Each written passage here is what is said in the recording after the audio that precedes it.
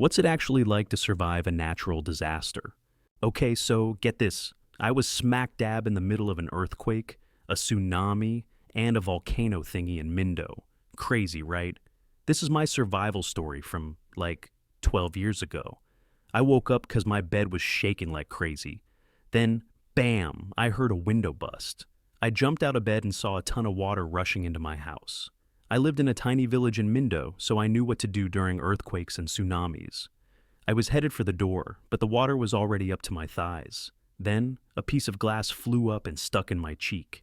I started bleeding a bunch and used everything I had to open the door.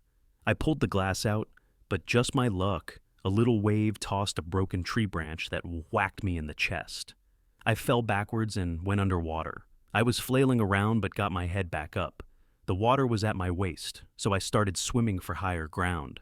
I managed to not get hit by stuff, but then I heard this huge crash behind me. I turned and saw a big wave eat my straw house. The roof just collapsed. I felt awful watching my home go, but I kept going, kept swimming to be safe. As I swam, I saw something weird, a big dark thing moving in the water. At first, I thought it was just a log or something floating, but then it turned and I saw its eyes. I went cold. It was a crocodile. A freaking crocodile was in the street. I didn't even think. I just swam. I pushed myself so hard. My muscles burned and I couldn't breathe, but the croc was catching up. I really thought I was done for. But then, out of nowhere, a boat showed up. I'm telling you, it was like a miracle this guy on the boat looked as scared as me, tossed me a rope, and pulled me in just in time. I collapsed on the deck, my heart going nuts. I don't think I've ever been so scared. I was shaking all over, but managed to thank the guy who saved me. When I could breathe again, I asked him what was up, and he said he didn't know for sure, but it was happening everywhere. He told me he'd been saving people all morning from roofs and cars. He asked if I wanted to help, and I didn't know what else to do. I had nowhere to go. So, we did. We spent hours pulling people out of the water. It was total chaos. Some folks were hurt, some were shocked, and some just trying to get their heads around it. It's impossible to tell you how scared and confused everyone was. We were all just trying to survive. While we worked, I saw the guy kept checking his phone. At first I thought he was trying to get a signal, but then I saw it was something else. I asked him, and he told me he was waiting for a call from his wife. She'd gone missing during the water thing, and he was scared something happened to her. I felt so bad for him risking his life to save strangers, while someone he loved was out there. I could see he was worried, and I wanted to help him even more. I told him we'd find her, and that's what we did. We started looking and asking everyone we saved if they'd seen her. I could see his hope when someone paused to think, and then how sad he was when they said no. It was a lot, and I was there with him. Then one of the women we rescued said they'd seen someone who looked like his wife. He asked if she was wearing a red jacket, long brown curly hair, a brown purse, and a gold chain. The woman we saved stopped and tried to think, then said she had. The guy got all excited and turned the boat to go where the woman told us. We went through all the junk, and sure enough, there was a woman with a red jacket, brown curly hair, a gold chain, and a bag. He shouted her name, but when she turned around, he stopped smiling. The woman looked confused, and then I got it she wasn't his wife. She had all the stuff, but it wasn't her face. The guy lost hope right then. He said he was sorry to the woman, who looked shaken, and then turned back to me and kept saving people, hoping to find his wife.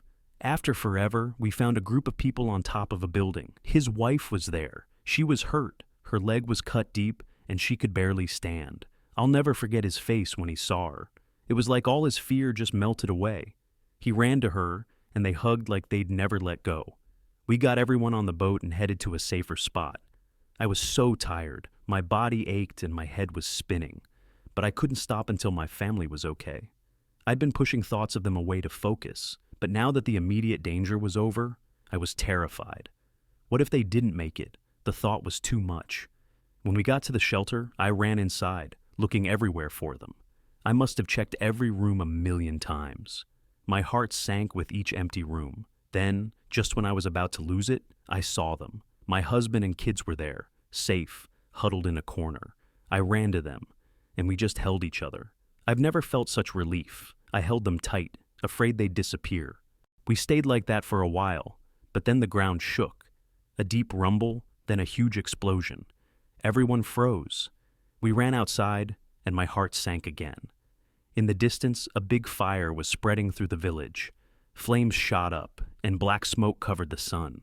The explosion was close, and the fire was spreading fast. I knew we couldn't just stand there. The guy who saved me grabbed my arm and said we had to help. People were still out there. He was right. Even though I wanted to stay with my family, I knew we had to do something. We grabbed supplies from the shelter, blankets, first aid, anything useful, and went back out. Lucky for us, the tsunami had stopped, but there was still water, and everything was a mess. The fire was our main worry, and it was spreading fast. The heat was intense. It felt like my skin was burning, but we kept going, determined to help. We worked hard, pulling people from burning buildings, carrying them to safety, doing what we could to stop the fire. It was exhausting. Every time we thought we had it under control, another fire would start, or a building would fall, and we had to start again. I was scared for my family, that the fire would reach the shelter and I wouldn't be there. I tried not to think about it. We found some firefighters trying to stop the fire. They were tired and covered in soot, but they were still fighting. We joined them, helped direct people away from danger, and tried to keep the fire away from crowded areas. But it wasn't enough. The fire was too big. We were losing. Then, when things looked hopeless, someone came up with a plan. He said the fires weren't from a volcano, but a gas leak caused by the earthquake and tsunami. If we could find a way to shut it off, we might stop the fire. It was a long shot, but it was all we had. So the guy with the boat, some firefighters, and I went to find the gas thing. The firefighters led the way. We had to get through the worst areas, avoiding flames and falling stuff. I wasn't sure we'd make it. We looked for any sign of it, and at a flooded intersection, we spotted a firefighter diving to a big valve. It was a mess of pipes, damaged and leaking. This was it, the source of the fire. Without hesitating, the firefighters worked to open the valve. I helped where I could, moving bits of broken stuff and metal. My hands got sore, but at last, the firefighters could reach the valve. They told us to step back to turn it off. My heart was pounding as I watched, hoping it would all work. One of the firefighters took a breath and said a prayer, then went under. It was quiet as he worked. After what felt like forever, 2 minutes underwater, the gas sound slowed, then stopped. He was done. "We did it," he said. The others nodded, faces still serious. He said the danger was gone, but a lot of work was left. We had to secure the area and help the other survivors.